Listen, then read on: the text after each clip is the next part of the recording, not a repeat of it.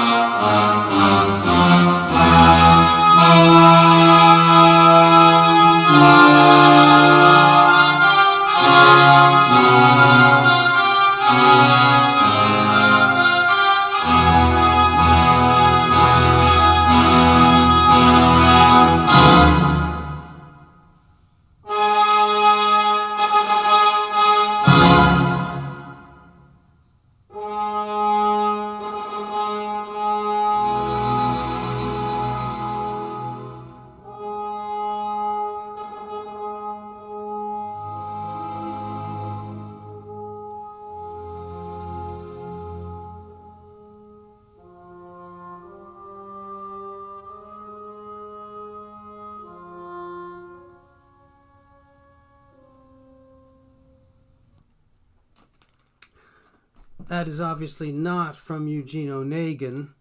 It's the opening fanfare to the Fourth Symphony. But there is a connection.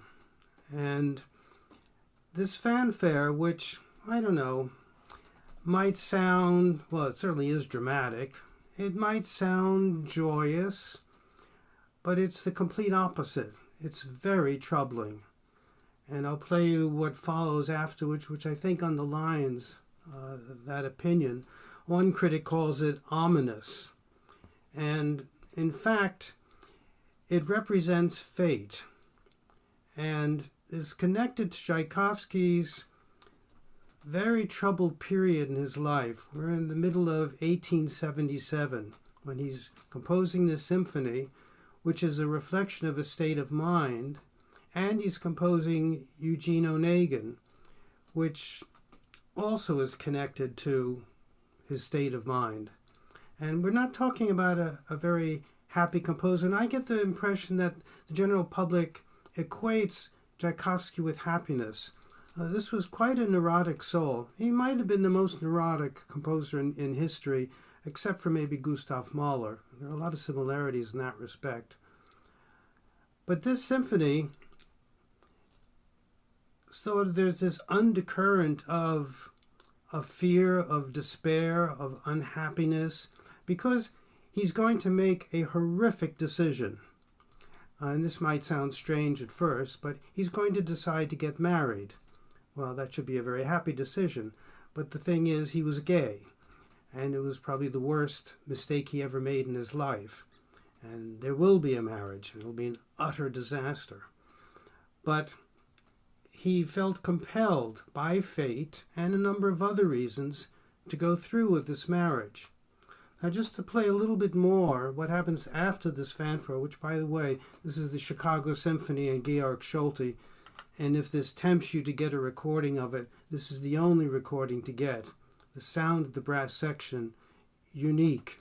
I've never heard a brass section of an orchestra in all my years sound like this. Just the pure beauty of sound, and at times the loudness of it without becoming unpleasant or raggedy. It's quite a performance. But anyway, we continue a little bit, and I again listen for this undercurrent of, I think, despair.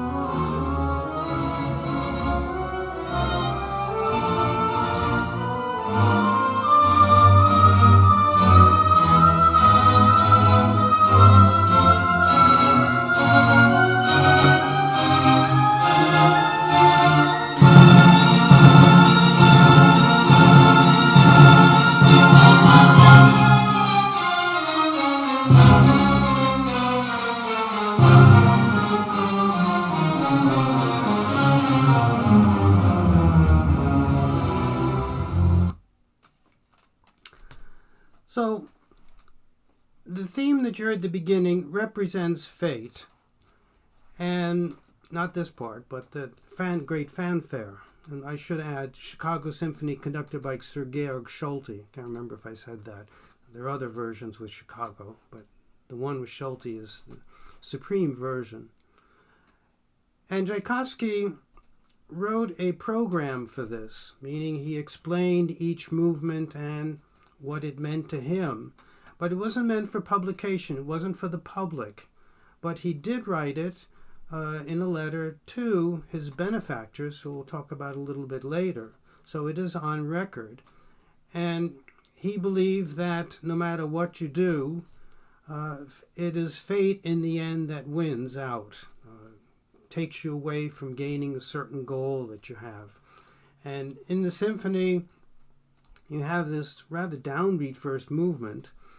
You have a typical slow movement, which isn't any more uplifting. Third movement is a bit different, and it's all pizzicato. First section is pizzicato, and it has woodwinds back to pizzicato. And it's a little more bright. And the last movement starts off in a very joyous, merry manner, but gets interrupted by that fanfare again. And it's Tchaikovsky saying, oh, you can be happy for the moment, but you're not going to win over fate. And as I said, it's fate that draws him into this odd situation. Before we get to it, I want to just give a bit of biographical background to Tchaikovsky to this point of mid-1877. So he's born in 1840. He's the second son, 6 children, only one daughter. Was not a child prodigy, but at an early age, very sensitive to music. He'd start to cry. And actually throughout his life, when listening to music, he would break out into tears. And he wasn't destined for a musical career, but one in the civil service. And he would enter in 1852 the School of Jurisprudence in St. Petersburg, which prepared you for that civil servant career. While he's at the school, on the side, he is taking piano and voice lessons. And he would become a rather accomplished pianist, just maybe below concert level. And he graduates in 1859, and gets a position as some type of a clerk, receives a couple of promotions, but the really big promotion he desired eludes him, and he's going to leave civil service in 1863. Meanwhile, we have the opening of the St. Petersburg Conservatory, and this is the first Russian true conservatory. It opens in 1862. Its founder was the great pianist Anton Rubinstein, one of the greats of the 19th century, extremely prolific composer of music, wrote more operas in Russian than any other composer. I think there are 19. And yet we never hear any of them. The Bard Festival played The Demon a couple of years ago. I bought it. It's really no great shakes. We remember Rubinstein for one little piece, a melody in F for piano, despite all of these symphonies and operas and ballets or whatever. But he was very important in the development for the appreciation of Western music in Russia. Russia is a late bloomer. And just for an example, having a conservatory, a first conservatory in 1862, well, Paris has its first conservatory in 1795. There are conservatorios in Italy before that. The Royal Academy of Music in London opens in 1813. Even Leipzig is 1843. Russia's way behind. But thanks to Rubinstein, we get the conservatory, and three years before, there was the opening of the RMS, or the Russian Music Society, which was the first extensive series of orchestral concerts, about 20 per season, given in Russia. There were a couple others before. They only lasted a season or two. The RMS was very important in establishing regular orchestral concerts. And Tchaikovsky decides to enroll in that first class for the conservatory in 1862. And he'll graduate in 1866. He studies flute, organ, along with piano. And in 1866, then we have the opening of a second conservatory. This one will be in Moscow, and it is founded and run by the younger brother of Anton Rubinstein, Nikolai Rubinstein, who was an excellent pianist, just a shade below his brother's capabilities. Composed, but music is forgettable. And also conducted and had his own RMS, Russian Music Society, to help promote music. And he calls on his brother and says, look, I'm opening a conservatory. I need a faculty. Can you recommend anyone from yours? Meaning students graduating. And Anton, who was the principal teacher of Tchaikovsky, recommends Tchaikovsky. So he becomes the professor of theory in 1866, even before he's graduated from the conservatory. And that's a position he'll hold for over 10 years. Not that he was a great lover of the position, but he needed income. And then the compositions start to come out. The first public performance he receives is for the characteristic dancers. This will be in 1865, so he's still a student. And they were premiered by none other than Johann Strauss Jr., who was spending several summers in Pavlovsk, which was an imperial palace and gardens just south of St. Petersburg. And on one of the programs were these Tchaikovsky dances. We get the first symphony in 1866, first opera in 1869, and maybe the breakout piece will be the Romeo and Juliet Fantasy Overture of 1870.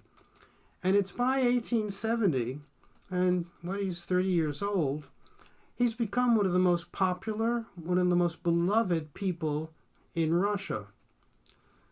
We'll skip ahead now till 1877. And it's really the time of three women in his life. We'll start with the first one is Najda van Meck. I think Sarah's going to show you a photo. This was one of the wealthiest women in Russia, wealthiest persons in Russia. He was born in 1831, dies in 1894. Was married to a railroad tycoon, had 11 children by him, but then there was a 12th, which apparently was by his secretary, and he thought, Herr von Meck, that it was his own until apparently a daughter of his said, hey, Dad, here's a surprise for you. That's not your child. And he died quite suddenly of a heart attack, which left his vast holdings, huge estates, tons of money, all in the hands of Najda van Meck. She was a lover of music, and she enjoyed having young musicians come to one of her estates for the summer and to teach her some of the children. And she knew the music of Tchaikovsky, already was a great admirer of it. And for one summer in 1876, Iosif Kotek, who'd been had been a pupil of Tchaikovsky, he was in his theory class. He was a violinist, amateur, not really that good. And he was recommended by Rubinstein when Van Meck asked, do you have anybody that could spend the summer with us, helping us out with music? He recommended Kotek. And Kotek spoke a lot about Tchaikovsky, whom he knew well. And you're going to have Madame Van Meck writing to Tchaikovsky, asking if he could arrange some of his music for violin and piano, which he was happy to do because he was extremely well paid. And this starts a correspondence between them, which is going to last 14 years. And she becomes his benefactress. And it's going to lead to an arrangement, mid to end 1877, where she will give him a monthly stipend, huge amount of money. He no longer has to teach, and he can just focus on composing. And there was one clause in this arrangement is that they never meet. And they never did meet face to face. They did come close, but the moment they saw each other, they ran off. You're probably wondering, well, how did they recognize each other? This correspondence involved relating everything about their personal lives. Not quite sure if Tchaikovsky related that he was gay. But everything else, and he would send photos of his family, she would send photos of her family and of each other. But that was it. No meeting. And then it comes to an awful end, which comes much later, we won't get into. But it's really thanks to her liberating him from this tedious work at as a clerk that gave us so much extraordinary music. So she's woman number one.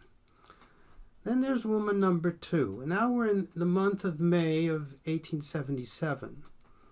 And he receives a letter from one Antonina Milyukova, born 1849, dies in 1917. And I hope Sarah will show you a photo of her. And we don't know exactly when they met for the first time.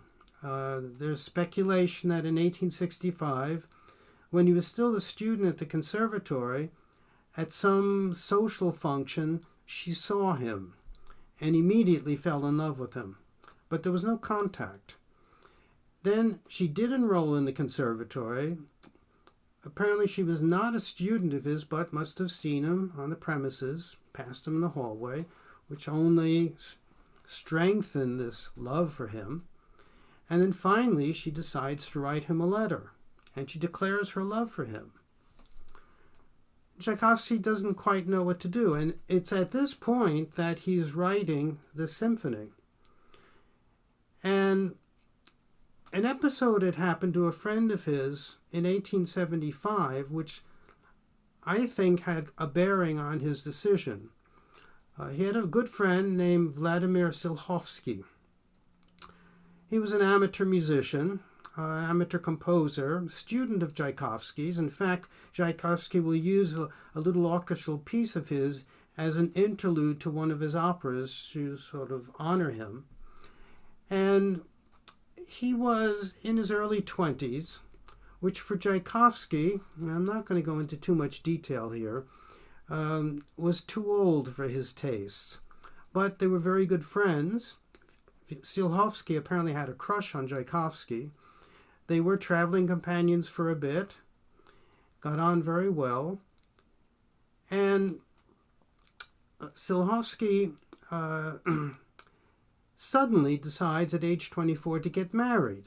He's gay. Decides to marry a countess. Well, that would give him a guaranteed income, and it would be a marriage of convenience. Tchaikovsky was livid, didn't understand how he could do this, felt a kind of betrayal. And that pretty much was the end of their relationship, but it might have planted the seed, so that when he receives this letter from Antonia, he's seriously considering getting to meet her and perhaps marrying her. Now, there was another reason, too, in that in the Tchaikovsky family, the last two children were twins, Anatoly and Modeste. They were both born in, well, obviously the same year, 1850. Modeste was gay, Anatoly was not. Modeste, who would become a very successful playwright, also opera librettist. He wrote at least one, if not two, for Tchaikovsky. And at first, Tchaikovsky was closest with Anatoly, but then, because of their similar sexuality, he becomes very, very close to Modeste. But at this point, he was extremely worried. At this point, let's say Modeste was not declaring himself gay, and Tchaikovsky wanted to set an example that they should go the straight path. So he was willing to sacrifice himself to marriage to show the two youngsters that this is the way to go, not to go the way Tchaikovsky actually went. So all this comes to a head in May 77 when he receives this letter. I should add that he's also at this exact same time starting to think about basing an opera on Eugene Onegin. Now, this comes about also mid-May of 1877. He's attending a social gathering at a very popular contralto's house. She would sing at the Bolshoi. Her name was Lavkaskaya. And there was a discussion of possible opera libretti. And she brought up, well, why don't you set to music Eugene Onegin, which was at this point probably the most popular novel in Russia and most beloved novel. And Tchaikovsky was a bit hesitant. He was fearful of taking this on. One reason was that, well, nothing happens in this book. It was popular and beloved because of the way it was written. It's a novel in verse, and people loved the very detailed descriptions of Pushkin, the language that he used. But in terms of action, well, there is a duel and someone gets killed, but that's about it. Nothing is happening. And the ending is almost a disappointment. So that was one problem. And then, of course, that of taking on such a beloved work and trying to transform it into an opera. So he goes home after this gathering, can't fall asleep, thinks about it all night long, and then wakes up and decides, well, I think I will set this to music. And he goes to see a friend who turns out to be the brother of Vladimir Silhovsky, Konstantin Silhovsky, who was an amateur poet, writer, who had been trying to get Tchaikovsky to write an opera on a biblical theme, a grand opera. It was called a Phraim, and Tchaikovsky was reluctant, didn't want to do it. And he approaches Silhovsky and says, would you want to collaborate on Eugene Onegin? And they agreed to do so. And they tried to use the original verse of Pushkin as much as possible. And this wasn't a new idea to Tchaikovsky, because beforehand he had often thought about the very famous scene in the novel, the letter scene, where Tatiana writes a love letter to Eugene Onegin. And Tchaikovsky had thought of setting just that scene to music, sort of like a musical scene or a cantata. And in fact, when he starts working on the opera, that's the first scene he sets to music. So they'll work on the opera together for about 8 months. It'll be finished. And there's the question then of well, let's get back to Tatiana. I mean, how does this connect now with the Fourth Symphony and with what's going on in his private life? And I have to get to the marriage too. Is that he identified with, well, in a way with Eugene Onegin, but also with Tatiana. This was a beloved character for him, and he hated the idea of her getting hurt. Now, in the novel, she writes the letter to Onegin. Onegin, who is much older, but sort of a dashing soul, a bit arrogant, sort of worldly, has had a lot of relationships with women, doesn't want to settle down. This is a young girl. She's in her teens. She lives on an estate in the country.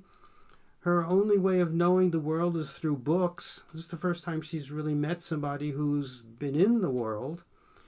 And, well, she falls for him, writes the letter. They meet, and he rejects her. Then years later, she does get married, marries a prince, Prince Gremin, much older man. She's very happy. He's very good to her. And Eugene Onegin appears on the scene. And now she's a stunning beauty, mature woman. He falls in love with her, wants her to run away with him, and she says, sorry, bud, you had your chance. I'm not leaving my husband. And he walks away. End of opera. Kind of a dull ending. But Tchaikovsky didn't want to be a Eugene Onegin. He didn't want to reject Antonia. And so they will meet, and he tries to explain to her that if they get married, this is going to be a platonic relationship. He will care for her, but there is to be no physical contact, and he will have the liberty. I don't know how he phrased it exactly. I'm not even sure that letters indicate how he phrased it, but he would be free, sort of party on the side, if I can put it that way. Well, apparently this was acceptable to her, and maybe it was because she thought, well, over time she'll get him to love her and she can change him. So the marriage is going to be set for July. And I should add, this was a young woman who came from a gentrified family, so just below nobility, and she was decently educated. Later on, she would become a teacher. But there were some problems upstairs, which will come out later on. And marriage is set. Tchaikovsky, who's in a complete daze, can't cope with any arrangements. And so it's Anatoly that will arrange the church service and then a big reception in a hotel. Tchaikovsky doesn't tell anybody else in the family except Anatoly. He doesn't want anyone at the wedding, doesn't even tell his father, who was, by the way, another source of pressure on Tchaikovsky. Tchaikovsky's 37. The father wants his son married and had been pushing for that.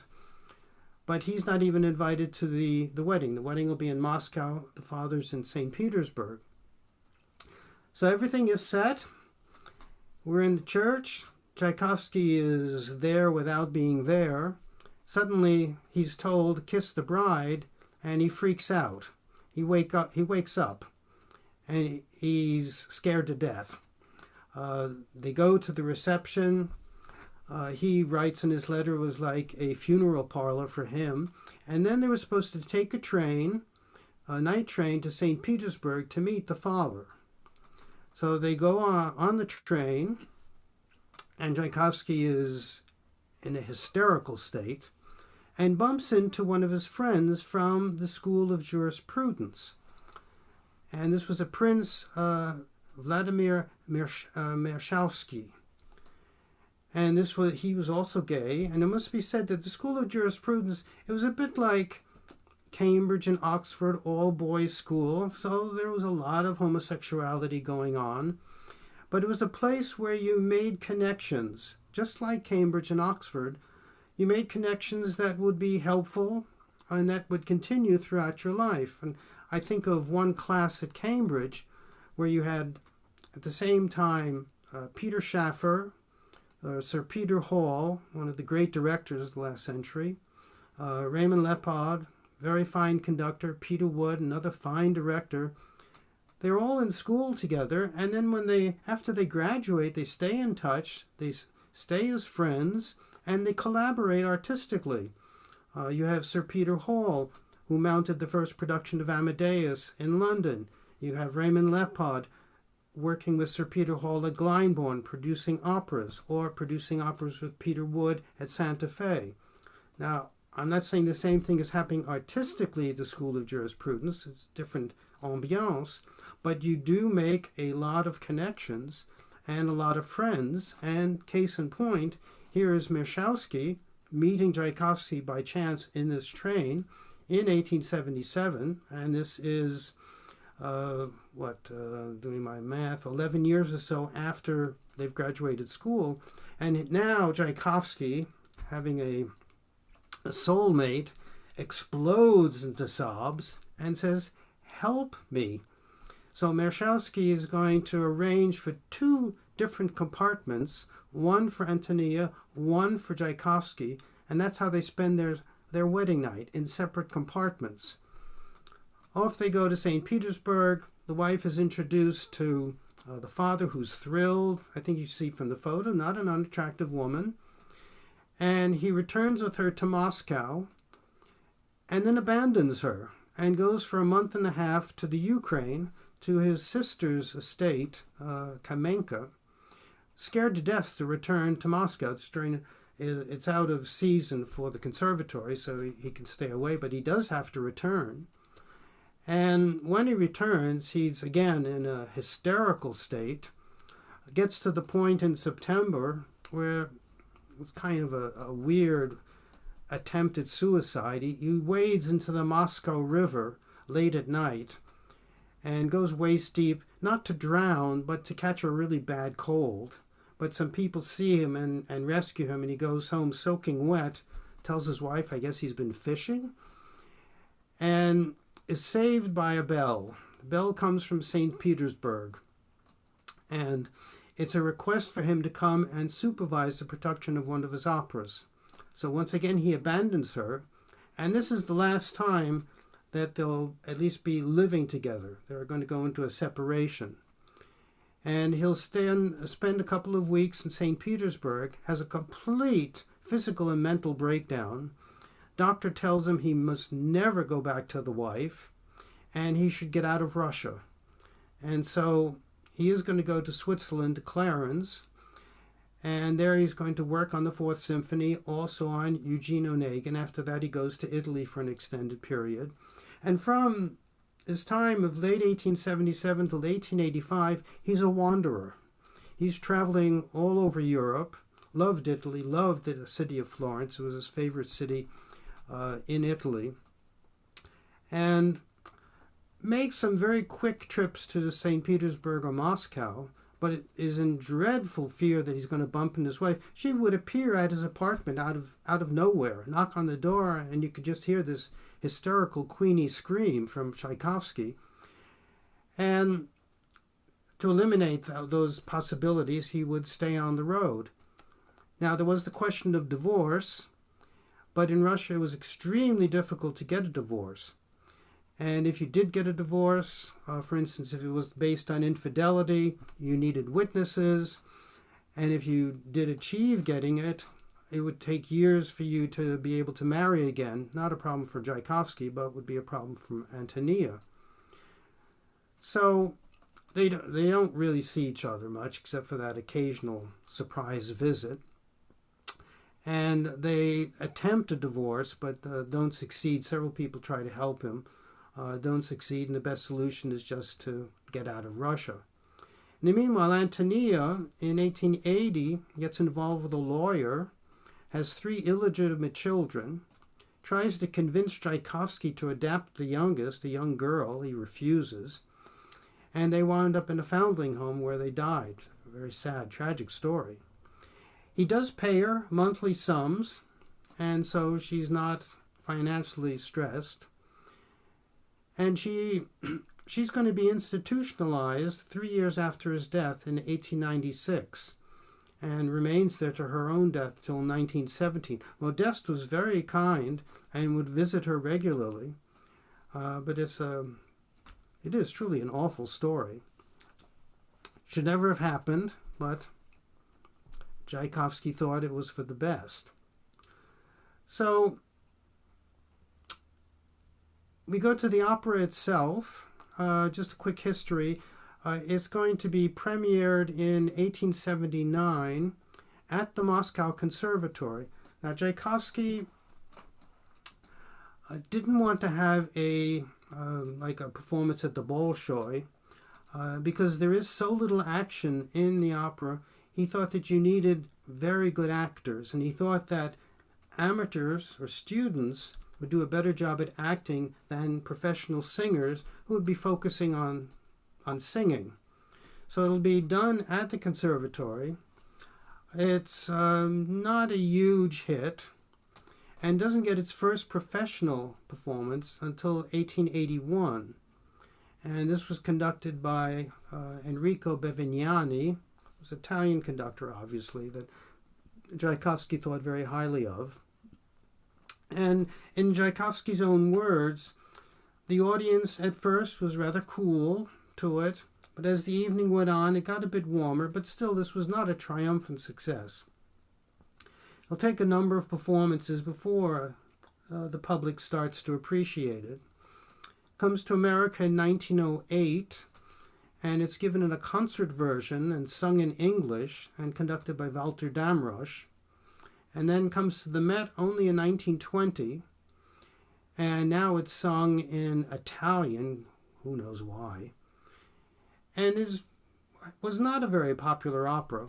From 1920 till 1987 at the Met, it's played over the course of 9 seasons only, about 64 performances. But then something happens. Again, my source book ends in 1987.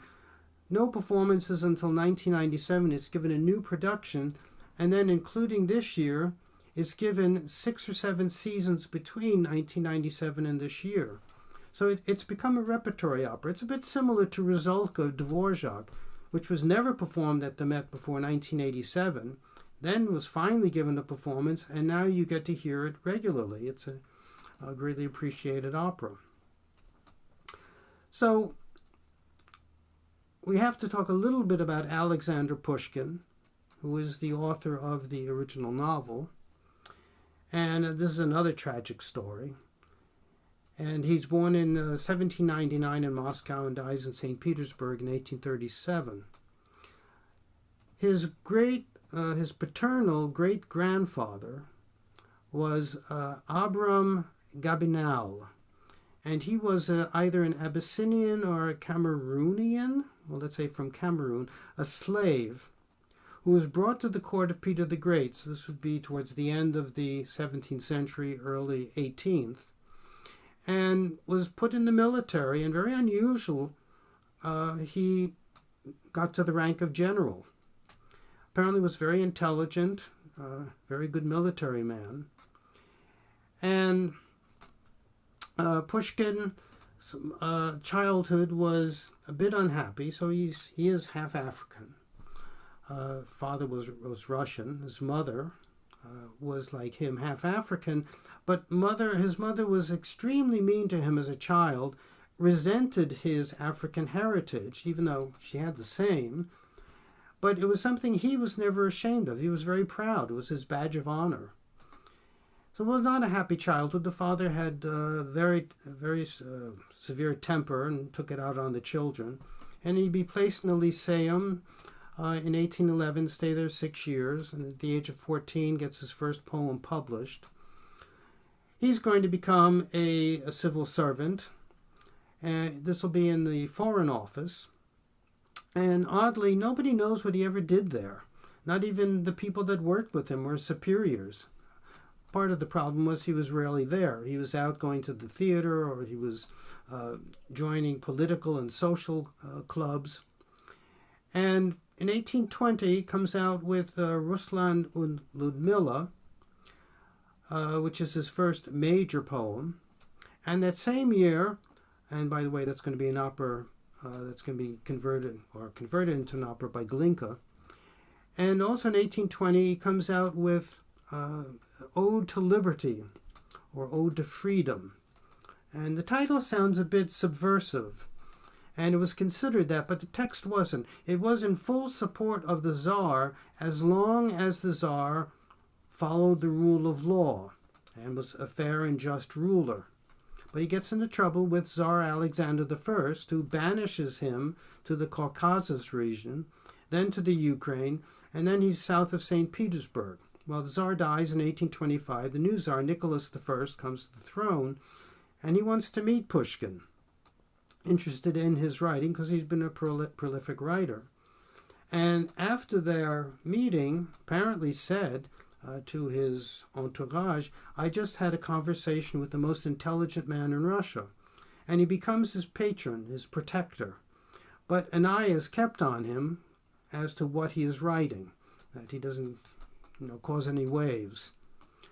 Now, he starts writing Eugene Onegin in 1825, and it's going to be published serially, and it's completed by 1832, and then a year later it's published in book form, and of course becomes a popular success. Aside from writing, he has a very busy social life, very carefree life, a lot of affairs, twice at least, with married women. But in 1829, he meets one Natalia Goncharova. Falls madly in love with her. She rejects him at first, but then marries him in 1830, and they have 4 children. But then we have some problems. She becomes involved with a gentleman named the Baron Georges Dantes. He was born in Alsace and was a commissioned officer in the Russian army. He was a baron. And this affair is going on, and very difficult to hide in Russia, and was quite disturbing to Pushkin. And in 1837, Dantes marries the sister of Natalia, which again very closely mirrors the story of Eugene Onegin, because Eugene Onegin gets to meet Tatiana when he's brought to her estate by his friend Lenski, who's engaged to the sister of Tatiana. And the duel comes about because Lenski thinks that Eugene Onegin is flirting with his fiancée and challenges him to a duel, despite the fact that they're close friends. And then Lenski is mortally wounded. So, similar situation here. Pushkin challenges Dantes to a duel, pistol duel, and is mortally wounded and dies 2 years later. Just an unnecessary, silly death, and cutting short really one of the great writers. I mean, you have to put him in perspective. Pushkin is to Russian poetry like Shakespeare is to the English language, or Dante is to Italian, or Goethe is to German. This is one of the monuments, and he served as a great source of inspiration for music. In terms of operas, Shakespearean plays were sources of operas for nearly 200. Next comes Goethe with about 120, and then comes Pushkin with 110. Almost every major Russian composer has written music inspired by Pushkin, whether it be Rimsky-Korsakov, 3 operas, Tchaikovsky, 2 operas. I mentioned Glinka and Ruslan and Ludmilla. Prokofiev, oddly not Shostakovich, but Prokofiev would write music for a stage production of Eugene Onegin. So extremely important to Russian culture. So I guess I've talked enough. I think I covered everything. I thought we'd listen to this famous letter scene. It's quite long, and this is where Tatiana's pouring out her emotions and her passions, only to be rejected. And singing Tatiana is our Lucia Popp, who we studied last month.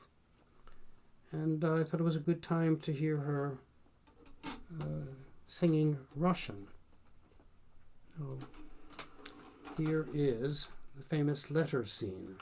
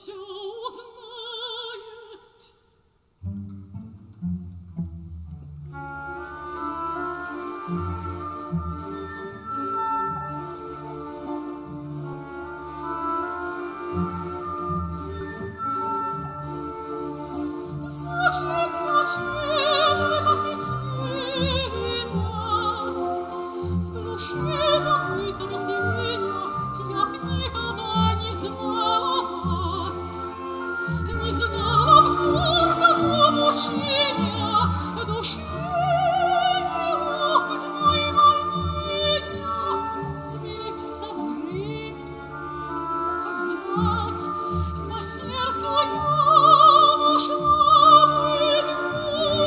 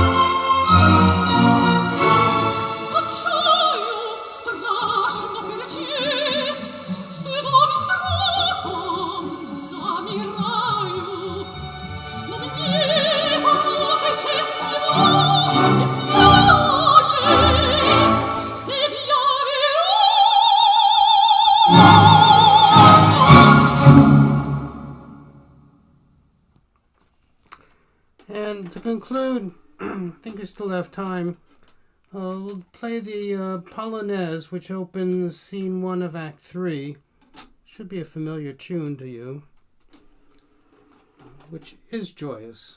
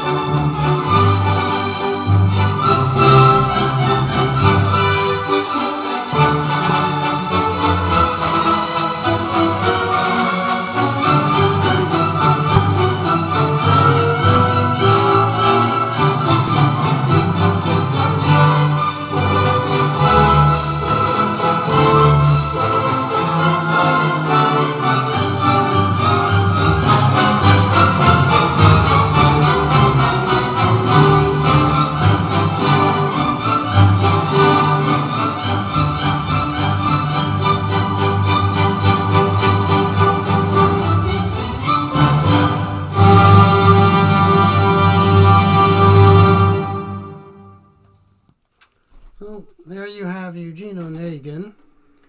Our next presentation, I guess the last one, will be end of May.